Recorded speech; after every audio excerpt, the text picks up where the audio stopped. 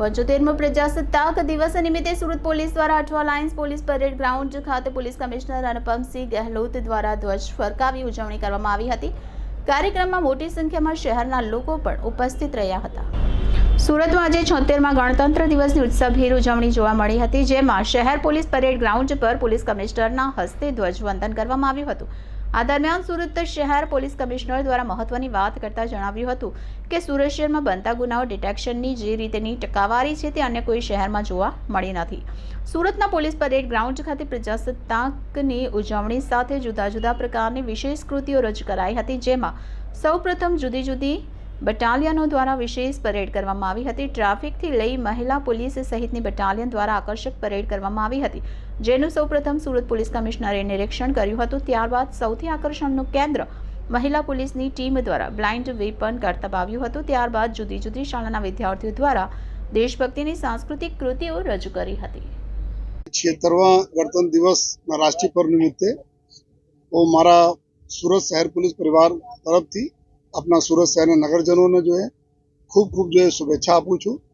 આજના દિવસ અમે લોકો जो है એના માટે સેલિબ્રેટ કરીએ છીએ કે અમારા પૂર્વજો અમારા ક્રાંતિકારોએ જે બલિદાન આપેલા આપણા સ્વતંત્ર ભારત માટે એના પણ અમે યાદ કરીએ છીએ। અને સાથોસાથ આજના દિવસ ઉપર જ્યારે સુરત શહેર છેલ્લા 1 વર્ષમાં આપણે પ્રજાજનોના ખૂબ સલામતી માટે ખૂબ જ મહેનત કરી છે। આપણા દેશ ખૂબ સરસ રીતે જો આગળ વિકાસના દોડમાં વધી રહ્યા છે, ત્યારે સુરત આપણા ગુજરાત રાજ્યનો એક ખૂબ મોટો ફાળો છે। અને આમાં જો સુરત શહેરનો જો ખૂબ એક મોટો ફાળો છે ગુજરાત રાજ્યના વિકાસમાં, ત્યારે પુલિસની જવાબદારી બને છે કે આપણા સુરત શહેરમાં જો અમારા કામ ધંધા બિઝનેસ માટે લોકો આવે છે, અમારો જો કામ ધંધા બિઝનેસ છે એની સલામતી સચવાય। એના માટે જો સમગ્ર વર્ષ અમે લોકો જો સાયબર ક્રાઇમ ઉપર જો ડ્રગ્સ ઉપર જો ટ્રાફિક ઉપર જો કાયદાની વ્યવસ્થા જાળવવા માટે ખૂબ સરસ કામગીરી અમારા લોક રક્ષકથી લઈને સિનિયર અધિકારી તો કરી છે। એના માટે હું બધાને અભિનંદન પણ આપું છું। સાથોસાથ એ આવનાર વર્ષોમાં પણ અમે લોકો ખૂબ સરસ રીતે જો આ અમારા જો દૂષણો છે, જે અમારા માટે ચેલેન્જીસ છે, ચાહે સાયબર ક્રાઇમનો હોય, ચાહે ડ્રગ્સનો હોય, અથવા જો અમારા એવા તત્વો જો કાયદાની વ્યવસ્થા ખોરવાના પ્રયત્નો કરે છે, એના વિરુદ્ધ સખત કાર્યવાહી અમે લોકો કરતા રહીશ।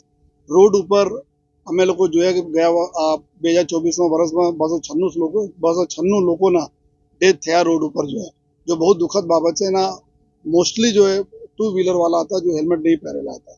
જ્યારે અમે એના ઘરે જઈએ છીએ ત્યારે જોઈએ છીએ એના ઘરના બાળકોને દશા અને બીવી અને જો મા બાપનો, ત્યારે અમે બધાને આગ્રહ કરીએ છીએ કે 15 ફરવરીથી જ્યારે અમે હેલ્મેટને જો લાગુ કરવા જઈ રહ્યા છીએ તો લોકો આપ હેલ્મેટ પહેરો, પોતાના માટે નહીં પરંતુ પોતાના પરિવારના માટે જો જેથી આપને સલામતી સચવાય। અને ફરીથી આખા વર્ષ જે રીતે જો અમે લોકો જો બી કામગીરી કરી, જો પ્રજા તક અમે લઈ ગયા અને પ્રજાના જો રજૂઆતોથી અમારી તક આવી, એના માટે હું મીડિયાના મિત્રોનો ખૂબ આભાર માનું છું, જેના થકી જો અમારા લોકતંત્ર ચોથા પાયા છે, જેના થકી અમે લોકો ઘણી બધા ડાયલોગ પ્રજા સાથે કરી શકીએ છીએ। અને ફરીથી જો આજે 76મા સ્વતંત્રતા દિવસના શુભ પર્વ નિમિત્તે તમામ લોકોને ખૂબ શુભેચ્છા આપું છું।